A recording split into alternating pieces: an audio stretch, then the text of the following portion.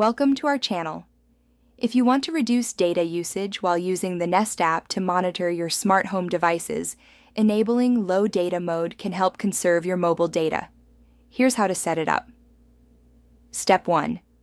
Open the Google Nest app on your smartphone or tablet. Step 2.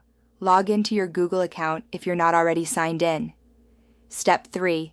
Tap on the settings gear icon in the top right corner of the home screen. Step 4. Navigate to App Settings or General Settings from the menu. Step 5.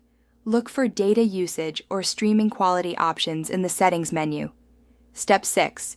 Tap on Low Data Mode or Reduce Data Usage and toggle the switch to enable it.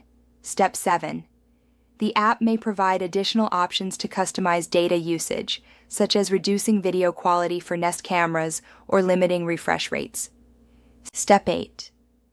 If you use Nest cameras, consider adjusting the video quality settings separately by going to each camera's settings and selecting a lower resolution like 720p instead of 1080p.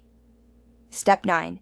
Enable notifications instead of constant video streaming to further reduce data usage while still staying informed about events.